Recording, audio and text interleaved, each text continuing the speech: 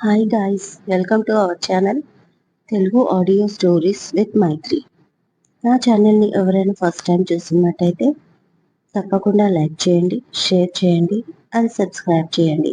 చాలామంది స్టోరీని పెద్దదిగా ఇవ్వమని అడుగుతున్నారు, అందుకే ఇవాళ కాస్త పెద్దగానే ఇస్తున్నాను ఫ్రెండ్స్. తప్పకుండా మీ సపోర్ట్ ఉంటుందని కోరుకుంటూ ఇక స్టోరీలోకి వెళ్ళిపోదామా? ఎంత బాగైతే మాత్రం 13th ఎపిసోడ్.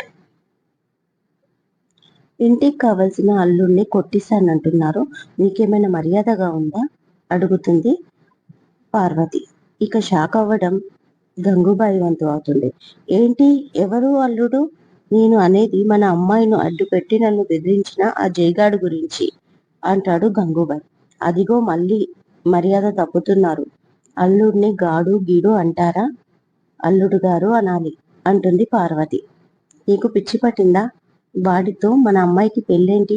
ముక్కు ముఖం తెలియనుడు వాడు నా ముందు పిచ్చుక, వాడితో నా కూతురి పెళ్ళా అన్నాడు గంగూబాయి కోపంగా. ఇన్ని రోజులు నేను అలాగే అనుకున్నాను. మీకు కోపం వస్తే క్షణాల్లో సిటీనే గడగడలాడిస్తారు, పెద్ద పెద్ద నాయకుల్ని ఇంటి ముందర నిలబెడతారు. అలాంటి మీకే ముచ్చెమటలు పట్టించాడు. అలా అని చెయ్యెత్తి కొట్టలేదు, మీలాగా గన్నెత్తి కాల్చలేదు. అయినా మీరు ఆ అబ్బాయి చెప్పినట్టు విని అతని మర్దల్ని వదిలేశారు కదా. ఈ ఒక్క విషయం చాలదా? ఆ అబ్బాయిలో ఎంత విషయం ఉందో తెలుసుకోవడానికి? అంతకంటే మగాడి దొరుకుతాడా మీ కూతురికి? పైగా అబ్బాయి హీరోలా ఉన్నాడు అంటుంది Parvati. Yes mummy, yes dad, mummy చెప్పింది కరెక్టే. నాకు జై బాగా నచ్చాడు. నేను తననే పెళ్లి చేసుకుంటాను అంటుంది శాలిని. శాలిని, నీకు ఇక్కడి విషయాలు తెలియదు. మొన్ననే ఫారెన్ నుంచి వచ్చావు. ముక్కు ముఖం తెలియని వాడితో పెళ్ళేంటి? పైగా వాడు నా శత్రువు. చూస్తూ చూస్తూ నా శత్రువుకి నిన్నిచ్చి ఎలా పెళ్లి చేస్తాను? అయినా మీరు అంత దూరం ఎందుకు వెళ్ళిపోతున్నారు? మొండి పట్టుపడతాడు గంగూబాయి. అవునా, ఈ సంబంధం ఇష్టం లేదా? అయితే నేను ఒక మాట అడుగుతాను, దానికి సమాధానం చెప్పండి. రేపు సిటీలో గంగూబాయి కూతురి బెడ్రూమ్లో ఎవరో దూరాడు అంటే మీకు పరువు పోదా? అదొకటే ఆలోచించండి అంటుంది పార్వతి. ఆ మాటకి గంగూబాయికి జైపై ఉన్న కోపం పదింతలుగా మారింది. ఇద్దరి మాటలు పట్టించుకోకుండా శాలిని మాత్రం జై గురించి ఎంక్వైరీ మొదలుపెట్టింది.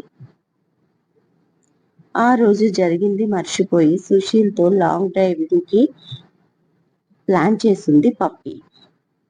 తన రూమ్లో చాలాసేపటి నుంచి సుశీల్తో మాట్లాడుతూ కవ్విస్తూ సడన్ గా తనపై షాడో పడుతుంది. తిరిగి చూస్తే రుక్మిణి. జైబాబు వచ్చాడమ్మా, హాల్లో ఉన్నాడు అంటుంది. అమ్మో, రాక్షసుడు వచ్చాడా అనుకుంటూ ఫోన్ పక్కన వదిలేసి కిందకు పరిగెత్తుతుంది భయంగా. హాల్లో అటూ ఇటూ తిరుగుతూ ఉన్న జైని పప్పిని చూడగానే కొంచెం స్మైల్ చేస్తాడు. తను గాబరా పడుతూ జై వంక చూసి తలంచుకుంటుంది. రుక్మిణి కిచెన్లోకి వెళ్ళిపోతుంది. హౌఆర్ యూ అని అడుగుతాడు జై. ఆ గుడ్ గుడ్ బావా అంటుంది తడబడుతూ. డిన్నర్ అయ్యిందా అని అడిగాడు. ఆ అయ్యింది బావా అంటుంది పప్పి. ఏం తిన్నావు అని అడిగాడు. బిర్యానీ. నోనో, మన సిచ్యువేషన్కి సింక్ అవ్వదు అనుకుంటూ పప్పన్నం అంటుంది అమాయకంగా. ఓల్డ్ ఏం చేస్తుంది అని అడిగాడు పప్పి వాళ్ళ అమ్మమ్మని జై. హా, పడుకుంది బావా అంటుంది. ప్రతి ప్రశ్నకి హా అంటావేంటి? నువ్వు అంత ఇన్నోసెంట్ కాదని నాకు తెలుసు. ఓవర్ యాక్షన్ చేయకు నా ముందు అంటాడు జై కోపంగా. ఇది చెప్పడానికా ఇంత దూరం వచ్చింది అనుకుంటుంది మనసులో పప్పి. ఎలాగో ఎదురు చెప్పదు. సేమ్ యాంగిల్లో అలాగే తలంచుకొని నిలబడింది రిప్లై ఇవ్వకుండా. రేపు కాలేజీ ఉందా అడిగాడు మళ్ళీ. ఉంది అంటుంది. సరే, రేపొక్కరోజు రెస్ట్ తీసుకో, కాలేజీకి వెళ్ళకు అన్నాడు జై. ఎన్నోసార్లు బంకు కొట్టినా కలగని ఆనందం రేపు కాలేజీకి వెళ్ళకు అని జై అన్నప్పుడు కలిగింది పప్పీకి. హ్యాపీగా అలాగే అంటుంది. మరి వెళ్ళనా అని అడిగాడు మెల్లిగా. ఎప్పటి నుంచో వెయిటింగ్, ప్లీజ్ వెళ్ళు అని మనసులో అనుకుంటూ అలాగే అంటుంది మళ్ళీ పైకి. ఓకే, టేక్ కేర్ అంటూ 4 అడుగులు ముందుకు వేసి ఐస్ క్రీమ్ తెచ్చాను, ఫ్రిడ్జిలో ఉంది, మార్నింగ్ తిను అంటూ మరొకసారి తన వంక చూసి వెళ్ళిపోయాడు జై. 4 మెట్లు ఎక్కిందో లేదో బుల్లెట్ సౌండ్ దూరంగా వినిపించడంతో అలాగే రివర్స్ తీసుకొని ఫ్రిడ్జ్ దగ్గరికి వచ్చింది పప్పి. ఫ్రిడ్జ్ ఓపెన్ చేస్తే ఐస్ క్రీమ్ ప్యాకెట్స్ 4 వెరైటీస్ కనిపించాయి.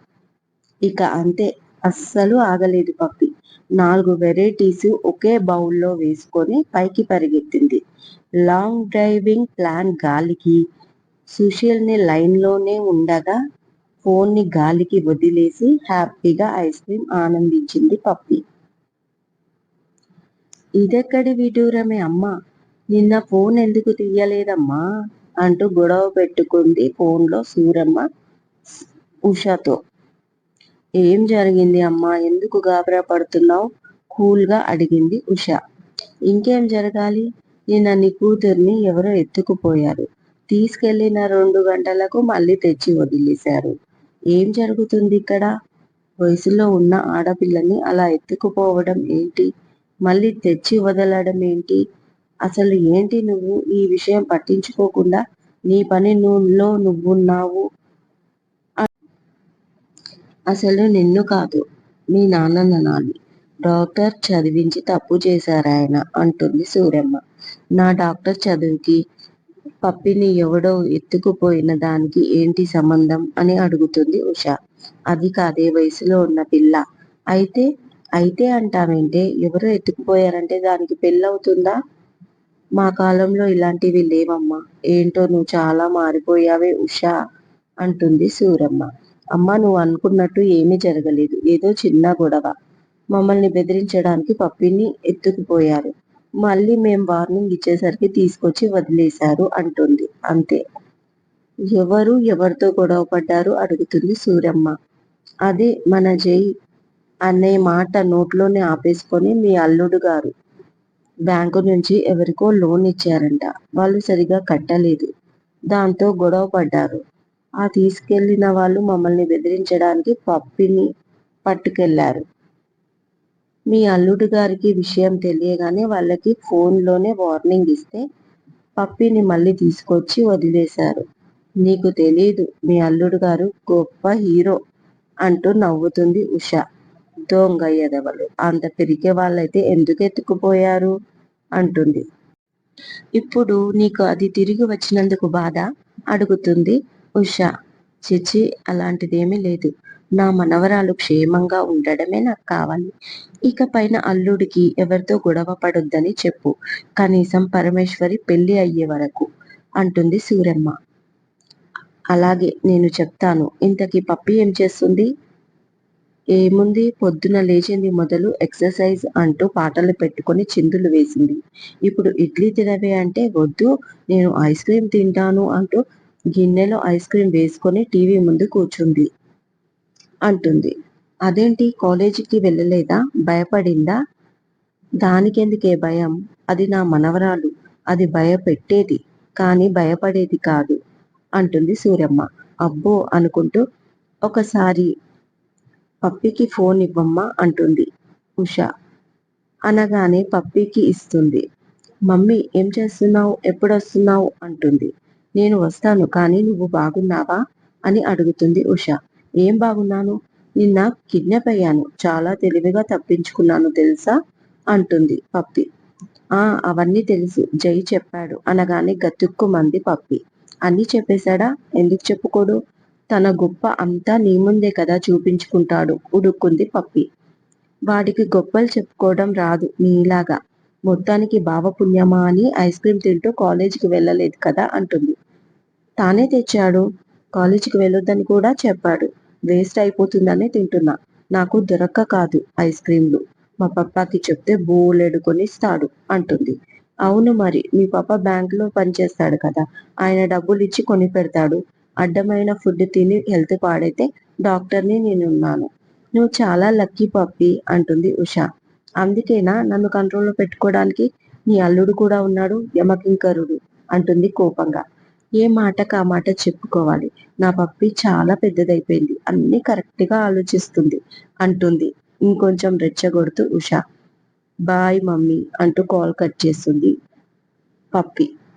కోపంగా నవ్వుకుంటుంది ఉష. జై సార్, మీకోసం ఎవరో వచ్చారు అంటాడు డ్రైవర్. వస్తున్నానని చెప్పు అని మేస్త్రితో మాట్లాడుతూ 2 నిమిషాల తర్వాత తన కార్ దగ్గరికి వచ్చేసరికి తన కార్ పక్కన మరో కారు ఉంది. దాని పక్కన నిలబడి ఉంది శాలిని. ఒరేయ్, గంగుబాయ్ కూతుర్రా, బెదిరించడానికి వచ్చినట్టుంది అంటాడు అప్పుడే జై దగ్గరికి వచ్చిన శాస్త్రి. నేను చూస్తాను అంటూ వెళ్ళి హాయ్, మీరేంటి ఇక్కడ అని అడిగాడు జై. ఎందుకైనా మంచిది అని శాస్త్రి కూడా వెళ్ళి జై పక్కన నిలబడ్డాడు. నిన్ను చూడాలనిపించింది, అందుకే వచ్చాను అంటుంది స్టైల్ గా.